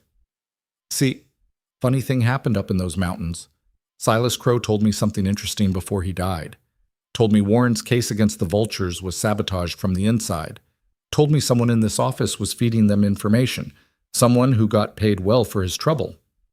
Talbot's face had gone pale. Evelyn, you can't believe. The man was a killer, a liar. He was dying, had no reason to lie. Another step. They were 10 feet apart now, close enough that she could see the sweat forming on his upper lip despite the morning chill. He told me Warren figured out there was a traitor. That's why they killed him when they did, before he could identify who it was. If there was a traitor, and I'm not saying there was, but if there was, it could have been anyone. Could have been someone at the telegraph office, or the bank, or it was you. The words hung in the air between them like smoke. Talbot's hand moved fractionally toward his gun before stopping. He was calculating, she could see it, trying to figure out if she'd really shoot him, or if this was a bluff. That's a serious accusation, he said carefully. You got any proof? Or just the word of a dead outlaw? I've got Warren's badge. She touched it, felt the dried blood under her fingers. I've got 3 dead vultures who won't hurt anyone else. I've got the fact that you don't seem nearly surprised enough to see me alive. Of course I'm surprised. You're terrified. There's a difference. She pulled the pistol, held it steady at her side. Not aimed at him yet, but the threat was clear. When did they buy you, Talbot? What was the price for betraying the man who trained you, who trusted you? Put the gun away, Evelyn. You're not thinking straight. I'm thinking clearer than I have in months. The pistol came up, aimed at his chest. Last chance.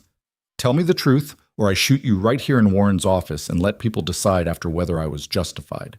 Talbot's mask finally cracked. His face twisted into something ugly, desperate. You don't understand. You weren't there, watching him day after day, getting all the credit while I did half the work. Everyone called him the fastest draw, the best marshal, the man who cleaned up the territory. Nobody saw me. I was just the deputy, just the shadow. So you killed him for pride? I killed him because Crow offered me $5,000 and a way out of this nowhere town. Talbot's hand was on his gun now, not drawing it yet, but ready. Warren was so focused on his case, he never saw it coming, never suspected his own deputy might be tired of living in his shadow. And you know what? It worked. I got paid. I got promoted. I got everything Warren had except the reputation, and that would have come with time. Until I came back. Until you came back. His face hardened. You should have died in those mountains, Evelyn. Should have died quiet and been forgotten like all the other widows nobody cares about. But here you are, making everything complicated. Complicated for you, simple for me. Her finger tightened on the trigger. You murdered my husband. You sold him out to the people who shot him in the street, and now you're going to pay for it. With what? Your word against mine? Talbot laughed, harsh and bitter. You're a grieving widow who disappeared into the mountains and came back half crazy. I'm the sheriff. Who do you think this town will believe? They'll believe the evidence. What evidence? You said it yourself. Crow's dead. His men are dead. There's nobody left to testify I was involved. There's me. Your word means nothing. His gun cleared leather fast, faster than she'd expected. Sorry, Evelyn. Nothing personal. But I didn't come this far to hang because Warren's widow has a grudge. She pulled the trigger. The sound was enormous in the small office, echoing off the walls. Talbot's shot went wide, punching through the window behind her in a spray of glass. Her bullet hit him in the shoulder, spinning him around and slamming him into the desk. He tried to bring his gun up again. She fired twice more, both shots center mass, and he went down hard, blood spreading across the floor in a dark pool that reached the boards Warren had walked on every day for 5 years. Evelyn stood there with the smoking pistol in her hand, breathing hard, waiting to feel something. Relief. Satisfaction. The sense of justice served, but all she felt was empty. Hollow. Warren was still dead. Nothing she did would bring him back. The door burst open. Half the town seemed to be crowded outside, drawn by the gunshots. They stared at her, at Talbot's body, at the badge on her chest that had belonged to her husband. He killed Warren, she said, her voice carrying in the shocked silence. Sheriff Talbot betrayed him to the Iron Vultures, took money to sell out a good man. I've got his confession, and I've got justice. Anyone here want to argue with that? Nobody spoke. Martha Henderson was crying. Jacob Weiss looked like he might be sick, but nobody moved to stop her. Nobody challenged her words. The vultures are finished, Evelyn continued, dead in the mountains where they took me. They won't be terrorizing this territory anymore. Talbot won't be covering for them or any other outlaws. As far as I'm concerned, that's the end of it. She set the pistol on the desk and walked out, pushing through the crowd that parted for her like water. The morning sun was bright enough to hurt. She untied the mare and climbed into the saddle, every muscle protesting, exhaustion pulling at her like hands. Behind her, she heard voices rising in confusion and speculation. Someone would ride for the territorial marshal. Someone would want an investigation. Let them. She'd told the truth. Let them try to prove otherwise. She rode out of town heading north, back toward the ranch, back toward the empty house, and the life she'd have to figure out how to live now that revenge was done. The mountains rose in the distance, still white-capped and forbidding. Somewhere up there, Gideon Rourke was healing. Somewhere up there, the bodies of the Iron Vultures were freezing into the landscape they'd terrorized for so long. The ranch looked exactly as she'd left it, which seemed impossible given everything that had changed. The house still needed paint. The barn still sagged on its foundation. Sable was still in her stall, though someone, probably one of the neighbors, had been feeding and watering her. Evelyn put the mare in the corral and went inside. The damage from Crow's search was still visible. Overturned furniture, torn up floorboards, the chaos of men looking for something that might never have existed. She started putting things back in order mechanically, her hands needing something to do while her mind processed everything. She was righting the bookshelf when her hand brushed against something that felt wrong. A board that didn't quite sit flush with the others. She pressed it and felt it give slightly, revealing a gap behind the shelf that she'd never noticed before. Her breath caught. She pulled the shelf away from the wall completely. Behind it was a hollow space, and inside that space was a leather-bound ledger. Warren's ledger. The one Crow had killed for. The one that had started everything. Evelyn pulled it out with shaking hands and opened it. Page after page of Warren's careful handwriting documented everything. Dates, names, transactions, witness statements. A complete case against the Iron Vultures, detailed enough to hang every man involved twice over. And there, Near the end, a section labeled Suspected Corruption with a single name underlined 3 times, Talbot. Warren had known. Maybe not completely, maybe not with enough proof yet, but he'd suspected. He'd hidden the ledger here, in his own home, where only Evelyn would have thought to look if she'd needed it. A final insurance policy.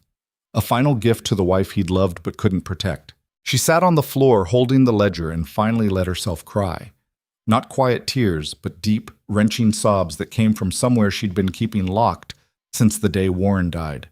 She cried for him, for the life they'd had, for the future they'd never see. She cried for the woman she'd been before all this, softer and less certain, who'd died somewhere in those mountains and been replaced by whoever she was now. When the tears finally stopped, she felt wrung out but clearer somehow. She had the evidence, had everything anyone would need to confirm her story, to vindicate Warren's work, to prove Talbot's guilt beyond any doubt. But she'd already gotten justice in the way that mattered. Talbot was dead. The vultures were dead. Warren could rest knowing his case was complete and his killers had paid. 3 days later, the territorial marshal arrived with questions. Evelyn gave him the ledger and told him everything. The kidnapping, the mountains, Crow's confession, Talbot's admission of guilt. The marshal was a gray-haired man named Coleman, who'd known Warren slightly and seemed genuinely sorry about everything that had happened. "This ledger is going to cause waves," he said, flipping through the pages. "Some of these names are important people, rich people, people who thought they'd bought themselves immunity. Warren didn't care how rich someone was. He cared about the law. Rare quality these days." Coleman closed the ledger. "What about you, Mrs. Creed? What are you planning to do now?" "Stay here. Work the ranch. Try to figure out what comes next. You could testify at trials. Help us prosecute the cases Warren built." "I could. Or you could use the ledger and the physical evidence Warren collected and leave me to grieve in peace." She met his eyes. "I've done my part. I've gotten justice for my husband. The rest is your job." Coleman nodded slowly. "Fair enough. You need anything, protection, support, anything at all, you send word. Territory owes you a debt for what you did." "Territory doesn't owe me anything. It owes Warren." She stood, indicating the conversation was over. "You find the people Warren documented in that ledger and you make them face what they've done. That's the debt that matters." After Coleman left, Evelyn spent a week putting the ranch back in order. She fixed what Crow had broken, cleaned what could be cleaned, discarded what couldn't be saved. She worked from dawn until exhaustion forced her to stop, trying to outrun the thoughts that came when she was still. She was in the barn one evening, mucking out Sable's stall, when she heard a horse approaching. Her hand went automatically to the rifle leaning against the wall before she recognized the rider. Gideon Rourke looked thinner than she remembered, moving stiffly as he dismounted, but he was alive and apparently healing. He approached the barn slowly, hands visible, giving her time to recognize him. "Heard you shot Talbot," he said by way of greeting. "News travels fast. Always does when it's interesting." He leaned against the barn door, taking weight off his injured side. "How do you feel about it?" "Empty, angry, tired." She set down the pitchfork and faced him. "How about you? Should you even be riding?" "Probably not. Mackenzie said I was an idiot for leaving, said I'd tear something open and bleed to death in a ditch somewhere." He shrugged. "But I got to thinking up there in those mountains. Got to thinking about what Warren said to me 7 years ago when he let me go." "What did he say?" "He said the world needed good men more than it needed dead ones. Said I'd made a mistake, but I didn't have to let that mistake define me forever. Said I could disappear and waste whatever talent I had, or I could stick around and try to balance the scales." Gideon's eyes found hers. "I disappeared. Chose waste over work. But seeing you fight back against Crow, seeing you come down out of those mountains and set things right, made me think maybe Warren was right. Maybe disappearing is just a slower way of dying." "What are you saying?" "I'm saying I'm tired of hiding. I'm saying the territory lost a good marshal when Warren died, and maybe that matters." He straightened up despite the obvious pain it cost him. "I'm saying if you need help working this ranch or rebuilding what was broken, I'm offering. No strings, no expectations. Just a man trying to pay a debt by doing something useful with whatever life he has left." Evelyn studied him. Gideon Rourke was a hard man, scarred inside and out by choices that had driven him into the wilderness.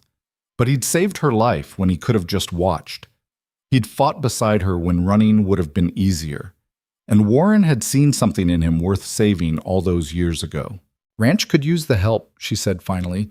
"Winter's coming, and there's a lot of work that needs doing before the snow gets deep. Pays not much. Room and board, share of whatever profit we make. Don't need much, never have. And Gideon? You ever betray me the way Talbot betrayed Warren, I won't miss like I did with Crow. I'll put you in the ground and sleep fine after." He smiled, and it reached his eyes this time. "Wouldn't expect anything less. Warren chose well when he married you." They worked through the fall getting the ranch ready for winter. Gideon was good with his hands despite the healing wound, able to fix things Evelyn had thought beyond repair. He rebuilt the sagging barn wall. He mended fences. He broke the 2 young horses she'd bought with some of Marshall Coleman's reward money, gentling them with a patience that surprised her. They didn't talk much. Both of them had been alone too long to find conversation easy. But they worked well together, falling into rhythms that felt natural. He took the small room off the barn that had been meant for a hired hand back when Warren had dreams of the ranch growing. She kept the house. News filtered in from town through occasional visits from neighbors who'd finally worked up the courage to check on her. The trials had started, using Warren's ledger as evidence. 3 wealthy ranchers had been arrested for paying the vultures for protection and information. 2 bankers were facing charges for laundering the gang's money. The territorial governor was demanding a full investigation into corruption throughout the Marshal Service. Warren's work was bearing fruit even in death. His cases were being prosecuted. His evidence was holding up in court. His name was being spoken with the respect he'd earned but never quite received while living. Evelyn felt proud and heartbroken in equal measure. The first snow came in early November, heavy enough to turn the ranch into something from a painting. Gideon had stocked enough supplies to last them through several months of isolation. They fell into winter routines, tending the animals, keeping the fires going, passing the long dark evenings in the comfortable silence of 2 people who'd survived bad things and come out grateful for boring. One night, sitting by the fire in the house while wind howled outside, Gideon finally asked the question she'd been waiting for. "You ever think about leaving, selling this place and starting over somewhere nobody knows you?"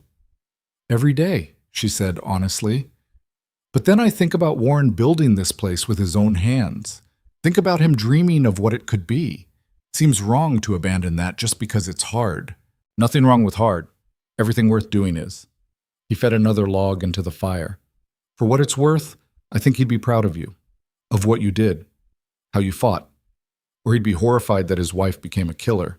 You were already a killer, Mrs. Creed. You just didn't know it yet. Warren knew, though. That's why he taught you to shoot. Why he hid that ledger where only you'd find it. He knew when the time came, you'd do what needed doing." Gideon looked at her across the fire. "Some people are born soft and stay that way. Some are born hard. And some are born soft but have steel underneath they don't discover till the world forces them to. You're the 3rd kind. Warren saw that in you even if you didn't see it in yourself." She thought about that after Gideon had gone back to his room. Thought about the woman she'd been before Warren died and the woman she'd become after. They weren't the same person. Couldn't be. Too much had changed, too much had been burned away by violence and cold and the sheer necessity of surviving. But maybe that was okay? Maybe transformation wasn't weakness or failure. Maybe it was just what happened when you refused to break despite every reason to give up. December brought more snow and news that the last of Warren's cases had gone to trial. The verdict was guilty across the board. Hangings were scheduled for spring. The territorial papers were calling it the biggest corruption scandal in Montana history, crediting Warren Creed's tireless investigation and his widow's courage in bringing his evidence to light. Evelyn read the articles and felt nothing. The trials were abstraction, distant and unreal. What felt real was the ranch, the daily work, the slow rebuilding of something that looked like a life. Gideon had started talking about spring plans, about buying cattle, about expanding the horse operation, about maybe hiring another hand or 2 come summer. He talked like he was planning to stay, and she realized she wanted him to. Not for romance, neither of them had that in them anymore, but for partnership, for the comfort of facing hard work alongside someone who understood what it cost to survive.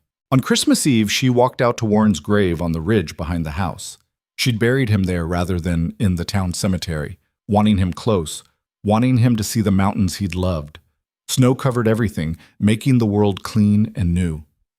"I got them," she said to the stone marker Gideon had helped her raise. "Got the vultures, got Talbot, made sure your work mattered, made sure you didn't die for nothing." The wind carried her words away into the white silence. She stood there until cold forced her back toward the lights of the house, where Gideon had started a fire and was probably wondering if she'd frozen to death. "Made it back," she said, stamping snow off her boots. "Figured you would. You're stubborn that way." He handed her coffee, the good kind they saved for special occasions. "What were you doing out there?" "Saying goodbye. For real this time." "Think he heard you?" "Don't know. Doesn't matter." She wrapped her cold hands around the warm cup. "I said what I needed to say. That's what matters." They spent Christmas quiet and alone, which suited both of them fine. The next morning, work resumed. There was always work. Fences to check, animals to feed, supplies to inventory. The ranch demanded constant attention, and giving it felt right somehow. Felt like building something rather than tearing something down. January passed, then February. Gideon's wound had healed as much as it was going to, leaving him with a scar and a permanent hitch in his walk, but functional enough for hard work. They'd settled into partnership that felt solid, built on mutual respect and shared understanding that neither of them was quite whole, but together they were close enough. When Marshal Coleman rode back out in March with official commendations and reward money for the takedown of the Iron Vultures, Evelyn accepted it with thanks, but no particular emotion. The money would help. The recognition was nice, but neither changed the fundamental fact that Warren was gone and she was still figuring out how to be alive without him. "Town wants to name the new schoolhouse after Warren," Coleman said. "Thought you should know. Vote's scheduled for next month, but it's going to pass. Everyone's realized what they lost when he died." "They realized after someone else killed the people who killed him," Evelyn said. "Seems a little late for recognition." "Better late than never. That's what people who were late always say." She softened the words with a slight smile. "But yes, tell them I appreciate it. Tell them Warren would have appreciated it." After Coleman left, she and Gideon stood in the yard watching the sunset paint the mountains gold and purple. Spring was coming, thawing the frozen world, bringing the possibility of new growth. "You think about the future?" Gideon asked. "Sometimes? You?" "More than I used to." He glanced at her. "Ranch could be something, given time and work. Could be the kind of place people talk about, the kind of place that matters." "Could be, if we're both willing to put in the work. I'm willing if you are." She thought about Warren's dreams for this place, thought about the life he'd imagined here, the future he'd never see. Then she thought about the life she might build instead, different from what Warren had planned, but still something worth doing, something solid and real and earned through hard work and refusal to quit. "I'm willing," she said. They shook on it there in the fading light, two broken people committing to building something that might outlast them both. Behind them, the house Warren had built stood solid against the coming night. Ahead of them, the mountains waited, beautiful and unforgiving and full of possibility for those strong enough to claim it. Evelyn Creed had been a marshal's wife. Then she'd been a widow. Then she'd been a fighter who'd burned an outlaw empire and brought justice to a traitor. Now she was becoming something else, something she'd define herself through work and time and the slow accumulation of days where she chose to keep going despite every reason to stop. Warren's badge was in a drawer inside the house. She'd kept it, but didn't wear it anymore. It belonged to him, to the man he'd been, and the work he'd done. Her own work was different now. Smaller, maybe, but no less important. She was building something. With Gideon's help, with her own scarred hands, with stubborn refusal to let the frontier break what the vultures couldn't kill. That was enough. It had to be. And high in the mountains, where the snow still held fast to the peaks, where the bones of the iron vultures would eventually turn to dust, the wind kept blowing, indifferent to human pain, indifferent to human triumph, just blowing, constant and eternal, across a territory that was slowly learning to be better than it had been. Spring came hard that year, the kind that fought winter every inch of the way. Snow melted into mud that sucked at boots and wagon wheels. Creeks flooded their banks. The road between the ranch and Black Hollow became impassable for 3 weeks straight, which suited Evelyn fine. She wasn't ready for town yet.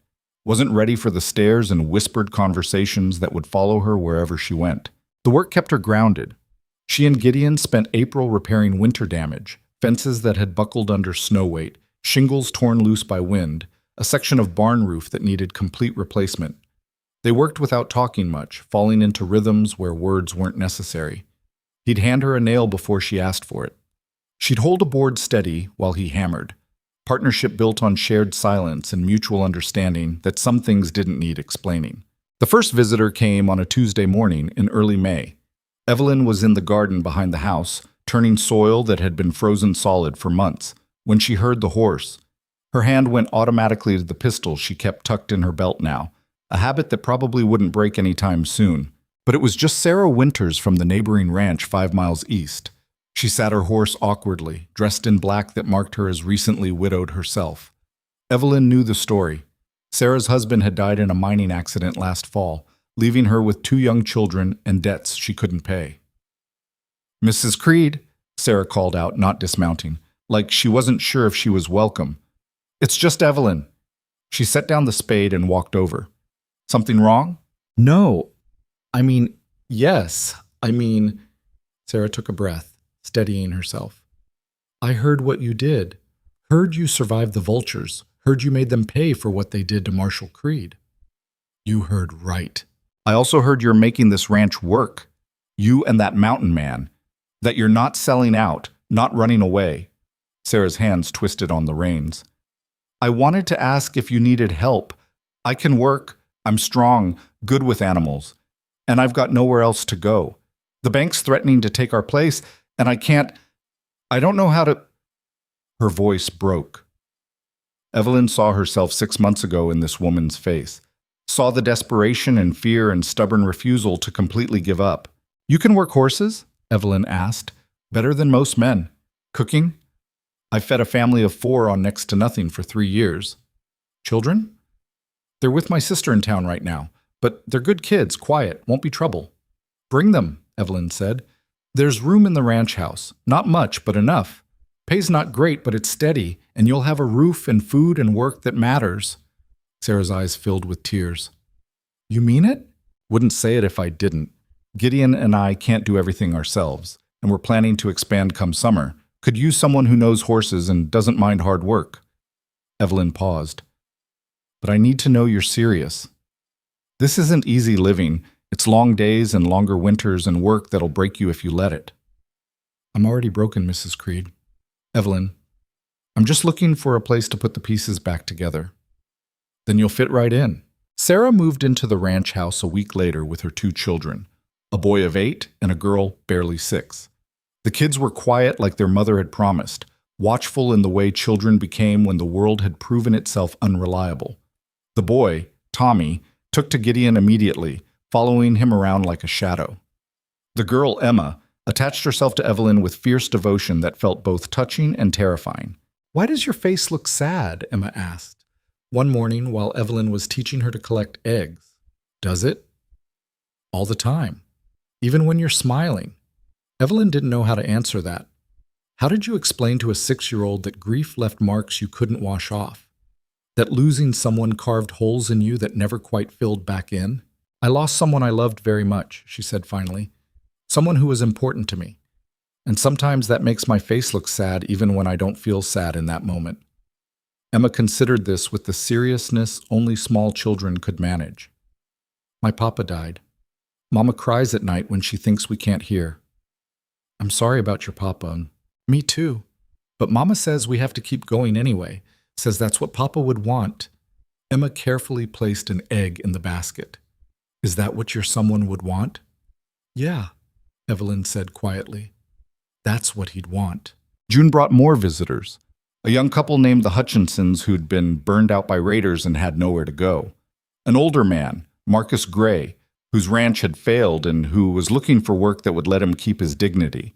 A widow named Claire Patterson, who'd been living in town doing laundry and sewing but wanted land under her feet again. Evelyn took them all, found room somehow, made space, redistributed work until everyone had a role that fit their skills. The ranch began to transform from a 2-person operation into something bigger, something that looked almost like a community. "You're building an empire," Gideon said one evening, watching the Hutchinsons' wagon pull up with supplies from town. "I'm building what Warren wanted, a place that matters, a place people can count on." Same thing sometimes. Maybe it was. Evelyn wasn't sure anymore where Warren's dream ended and her own began. Maybe that was the point. Maybe transformation meant taking what you'd lost and turning it into something new without forgetting where it started. The ranch prospered that summer in ways that surprised everyone. The horses Gideon trained sold for good money in town. Sarah's skill with breeding and foaling produced 2 colts that buyers were already making offers on. Marcus turned out to be gifted with carpentry, and he built proper bunkhouses for the growing number of people who'd found their way to the ranch. Town started calling it the Creed Refuge, though Evelyn never used that name herself. To her, it was just the ranch, just the place Warren had built, and she was keeping alive through work and will and the help of people who needed refuge as much as she needed their labor. Marshal Coleman rode out in July with news that made something tight in Evelyn's chest finally loosen. The last of Warren's cases had been resolved. The corruption he'd documented had been rooted out. The territorial government had implemented new oversight procedures. The Marshal Service was being reorganized from top to bottom. "Your husband changed everything," Coleman said. Sitting at the kitchen table with coffee Evelyn had learned to make almost as well as Warren used to. "His work is going to protect people for decades. You should be proud." "I am proud. Doesn't make him any less dead." "No, but it makes his death mean something. That's more than most people get." After Coleman left, Evelyn walked out to Warren's grave like she'd been doing every few weeks since the snow melted. The marker Gideon had carved was weathering well, the letters still clear against the stone. "You were right," she told the grave, told the mountains, told the memory of the man she'd loved. "About building something that lasts. About the work being worth doing even when it's hard. I didn't understand that when you were alive. Thought you were being stubborn. Turns out stubborn's just another word for refusing to quit when quitting would be easier." The wind carried her words away. She liked to think they went somewhere, found Warren wherever he'd ended up, let him know she was okay. Not fixed. She'd never be fixed, not really, but functional. Building something. Moving forward because stopping meant dying, and she wasn't ready for that yet. August brought a surprise in the form of Pike's sister. She rode up to the ranch on a tired horse with 2 boys who looked like their uncle, thin and wary and already old in their eyes.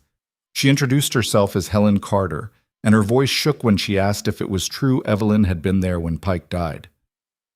"I was there," Evelyn confirmed. "I'm sorry for your loss." "Don't be. My brother's made his choices." Helen's hands were rough and calloused, the hands of someone who'd worked hard her whole life. "But before he died, did he say anything? About the boys? About wanting better for them?" Evelyn remembered the conversation in the mountains, Pike talking about his sister, about trying to feed her kids, about the mistakes that had led him to ride with Crow. "He talked about you," she said. "About wanting to send money to help, about how you were stubborn and wouldn't give up on anything." Helen's eyes filled. "That's me. Too stubborn to know when I'm beat." She looked around the ranch, at the people working, at the horses in the corral, at the solid buildings Marcus had built. "I heard you were taking people in, people who needed work and a fresh start. Thought maybe if you needed someone who could cook or clean or... Can you handle livestock? Raised on a ranch before my parents died, know my way around cattle and horses both. Then you can handle the new herd we're buying next month. Marcus is good with building, but he doesn't know stock. We need someone who does." Helen stared at her. "You're offering me work after what my brother did? Your brother died in the mountains. He's gone. But his nephews are still here and they need raising, and you need work, and I need someone who knows cattle." Evelyn met her eyes. "Pike told me once that honest work wouldn't feed anybody when there wasn't any honest work to be had. I'm offering honest work. What you do with it is up to you." Helen took the job, moved into one of the bunkhouses with her boys, who immediately bonded with Tommy Winters. The 3 of them became inseparable, running wild around the ranch in the way children did when they finally felt safe enough to be children again. September's work was harvest and preparation for winter. They'd expanded enough that feeding everyone through the cold months required serious planning. Marcus built a larger root cellar. Sarah and Claire spent days canning vegetables and preserving meat. The Hutchinsons brought in hay from the fields they'd planted in spring. Evelyn worked alongside them all, no longer the grieving widow people handled with careful words, but just another person breaking her back to build something lasting. She liked the change, liked being useful rather than pitied. "You've done something remarkable here," Gideon said one evening as they surveyed the ranch from the ridge where Warren was buried. Below them, lights glowed in the house and bunkhouses. Smoke rose from chimneys. The sounds of voices and laughter drifted up on the wind. "We did it," Evelyn corrected. "All of us. Every person who showed up looking for work and stayed to build something." "Fair point." He was quiet for a moment. "You ever think about what Warren would say if he could see this?" "Every day. Think he'd be proud. Think he'd probably tell me I'm working too hard and need to rest more." She smiled despite herself. "Think he'd like knowing his dream turned into something bigger than what he imagined." Dreams do that sometimes, if you don't give up on them. October brought the first serious cold and news that made Evelyn's blood run hot with old anger. One of the men Warren's ledger had implicated, a rancher named Sutherland who'd paid the vultures for protection, had been acquitted on a technicality. Some legal issue with how evidence had been collected. He was walking free despite everything Warren had documented. Marshal Coleman rode out to tell her personally, probably expecting rage or demands for action. Instead, Evelyn just nodded. "Sometimes people get away with things," she said. Warren knew that, lived with it, did the work anyway because some justice was better than none. "You're taking this better than I expected." "I'm too tired to be angry anymore, Coleman. Too busy building something to spend energy tearing other things down." She looked at the ranch, at the people who depended on it. "Sutherland walking free doesn't change what we've done here.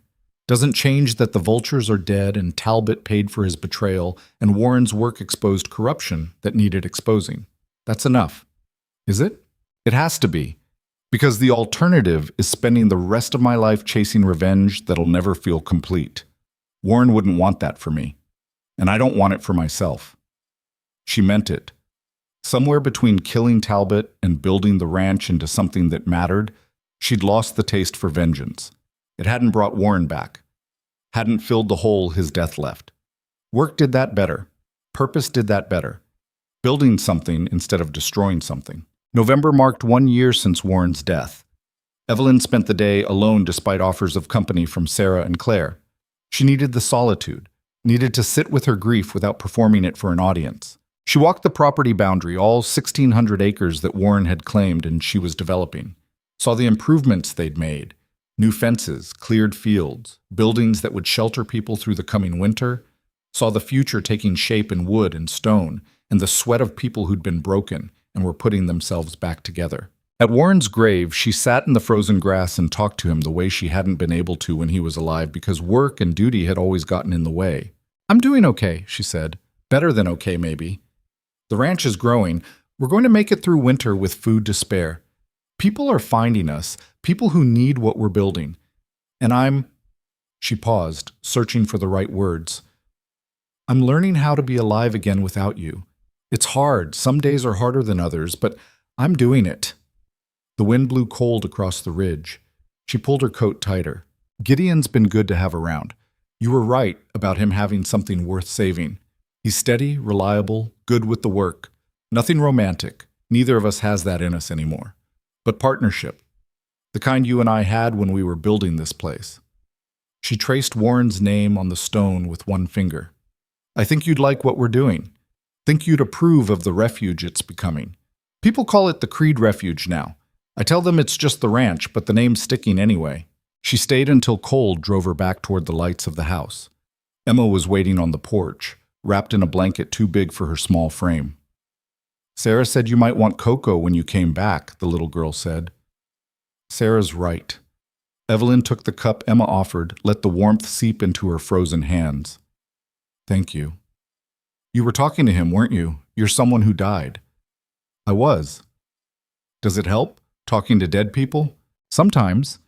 Helps me remember what mattered to them, what they'd want me to do." Evelyn sipped the cocoa, sweet and hot. "You ever talk to your papa?" "Sometimes. I tell him about the horses and Tommy being annoying and how Sarah's teaching me to read." Emma leaned against the porch railing. "I think he hears me. Think dead people stay around a little bit to make sure we're okay." "Maybe they do." Winter settled in with the kind of cold that made last year's temperatures seem mild. But the ranch was prepared this time. Enough wood, enough food, enough hands to share the work. They took turns cooking and cleaning and tending animals. The evenings became communal affairs, everyone gathering in the main house because it was warmest and biggest. Stories got told those nights. Sarah talked about her late husband and the good years before the mining accident. Marcus told jokes that were terrible, but made the children laugh anyway. Helen shared recipes from her grandmother. Claire sang songs in a voice that was surprisingly beautiful.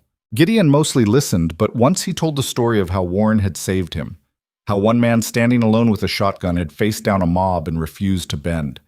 The group got quiet, and Evelyn saw several people wipe at their eyes.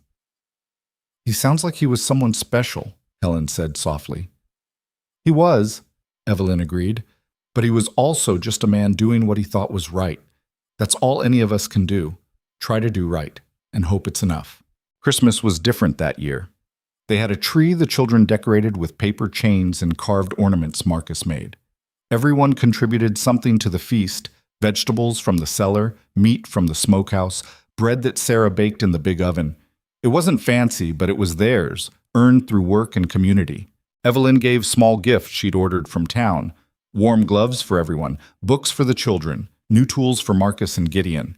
They gave her a quilt they'd all worked on together, each person contributing a square that represented something about the ranch.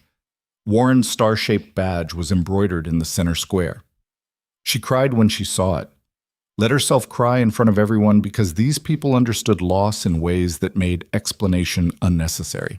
"Thank you," she managed. "It's perfect." "You gave us a home," Sarah said simply. "Figured you deserved something that showed we appreciated it." January was hard the way all Januaries were hard in Montana. 3 weeks straight, where the temperature never climbed above 0. Livestock needed constant attention. Pipes froze despite their best efforts. Tommy caught a cough that scared everyone until it finally broke. But they made it through together. No one gave up. No one ran. They'd all been through worse individually and come out the other side. Doing it as a group somehow made it bearable. February brought a thaw and a telegram from Marshal Coleman. The territorial governor wanted to officially recognize the ranch's contribution to the community, wanted to present some kind of award. Evelyn sent back a polite refusal. "We don't need recognition," she told Gideon when he asked why. "We just need to keep doing the work." Most people would want the recognition. Most people didn't watch their husband die because recognition came too late to save him. She shook her head. Warren got medals and commendations and his name on buildings after he was dead. None of that brought him back. I'd rather do work that matters than collect awards for work already done. March arrived with mud season and the first real hint that winter was releasing its grip. Birds returned. Ice broke up on the creek. Green began showing through brown. They started planning for spring expansion. Another bunkhouse to house more people. Larger fields for crops. A proper barn to replace the one that was barely holding together. Marcus drew up plans. Helen calculated costs. Sarah figured out horse breeding schedules that would maximize profit. Evelyn watched them work and felt something she hadn't felt in over a year. Not happiness exactly. That seemed too simple a word for something as complicated as her life had become. But purpose, maybe. The sense that she was building something that would outlast her. Something that mattered in ways that couldn't be measured by profit or recognition, or revenge. On the anniversary of her return from the mountains, Evelyn rode alone to the canyon where Crow's camp had been. The site was empty now, cleaned by weather and scavengers. No evidence remained that men had died here. Nature had reclaimed it with the indifference that marked all wild places. She didn't stay long. There was nothing here for her anymore. No ghosts that needed confronting, no old anger that needed feeding, just empty space and cold stone and the wind that never stopped blowing. The ride back to the ranch took most of the day. She arrived at sunset to find everyone gathered in the yard, watching something at the property boundary. As she got closer, she saw what had their attention. A wagon. 3 more, actually, all loaded with families and belongings. People who'd heard about the Creed Refuge and come looking for work, for shelter, for a chance to rebuild lives that had been broken by the harsh frontier. "We might not have room," Sarah said quietly as Evelyn dismounted. "We're already stretched pretty thin." "We'll make room," Evelyn said. "Same way we made room for everyone else who showed up, looking for a second chance." Because that's what this place had become. Not just a ranch, but a refuge for people who'd been broken and were trying to put themselves back together. A place where widows and orphans and people society had forgotten could find work and purpose and the kind of community that came from shared struggle. Warren had wanted to build something that mattered, something that would outlast him. In dying, he'd given Evelyn the push she'd needed to make that dream bigger than either of them had imagined. She greeted the newcomers, learned their names, assigned them temporary sleeping spaces until Marcus could expand the bunkhouses. One of them was a young woman with a baby, barely 20, who'd been abandoned by a husband who'd headed west without her. Another was an old couple whose children had died in a fever outbreak. A man with a missing arm who said he could still work horses one-handed if someone would give him a chance. They all had stories. They all had reasons for being broken. They all needed what the ranch offered. Not pity, but work. Not charity, but partnership. The chance to earn their keep and rebuild dignity through labor that mattered. That night, with the house overflowing with people and noise and life, Evelyn stood on the porch looking out at the ranch. Gideon joined her after a while, both of them quiet in the way they'd mastered over months of partnership. "You've built something real here," he said finally. "Something that's going to last." "We built it, all of us." She gestured at the lights in the windows, the smoke from the chimneys, the corrals full of horses. "This is what happens when broken people refuse to stay broken, when they help each other instead of turning away." Warren would be proud. "Warren would tell me I'm working too hard and need to rest more," she said with a slight smile. But yeah, he'd be proud. They stood in comfortable silence while night deepened and stars emerged in the clear spring sky. Somewhere in the distance, a coyote howled. Closer, one of the children laughed, life continuing despite everything that tried to stop it. Evelyn touched the place over her heart where Warren's badge used to sit. She'd put it away months ago, stored it safe with his other belongings. It belonged to him, to the man he'd been and the work he'd done. Her own work was different now. No badge needed, just calloused hands and a stubborn refusal to quit, and the knowledge that sometimes the best revenge wasn't destruction, but creation. The frontier had taken everything from her, had killed her husband, stolen her peace, forced her to become someone she'd never planned to be. But it hadn't broken her, couldn't break her, because she'd learned what Warren had always known, that the world was harsh and unforgiving and full of people who would hurt you given half a chance.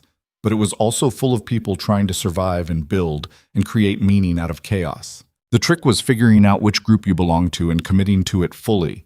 She'd chosen creation, chosen building over destroying, chosen to honor Warren's memory not through endless vengeance, but through making his dream real in ways that helped people who needed help. That was legacy. That was justice. That was enough. Tomorrow would bring more work, more people needing homes, more problems requiring solutions, more reasons to wonder if she was doing the right thing or just delaying inevitable collapse. But tonight, standing on the porch of the house Warren had built, surrounded by the community she'd helped create, Evelyn Creed allowed herself to feel something she hadn't felt since the day he died. Hope. Not the naive hope of someone who thought the world was kind, but the harder, fiercer hope of someone who'd survived the worst the frontier could throw at her and decided to keep going anyway. To build something worth defending, to create light in places that had known too much darkness. Warren had believed one person standing firm could make a difference, had proven it by facing down that mob alone, by building cases no one else would build, by refusing to compromise when compromise would have been easier. Evelyn had learned that lesson in blood and cold and the mountains that had almost killed her. One person standing firm could make a difference. And if that person refused to stand alone, if they built community and partnership and gave others the chance to stand with them, well, then maybe the difference they made would last longer than any single life, would echo forward through the people they'd helped and the lives those people would touch in turn. The stars wheeled overhead in their ancient patterns. The mountains stood eternal and indifferent. And on one small ranch on the Montana frontier, broken people gathered together to build something that might, just might, prove stronger than everything that had tried to break them. That was the lesson Warren had died teaching. That was the gift he'd left behind without meaning to. And Evelyn Creed, widow and fighter and builder of refuges, carried that lesson forward into whatever tomorrow would bring. Not because it was easy, not because she was sure it would work, but because trying was better than giving up, and building was better than destroying, and the only way to honor the dead was to keep living in ways that made their deaths mean something. The frontier didn't care. The mountains didn't care. The wind would keep blowing long after she was gone. But the people mattered. The work mattered. The stubborn refusal to let cruelty have the final word mattered, and that would have to be enough. It was enough.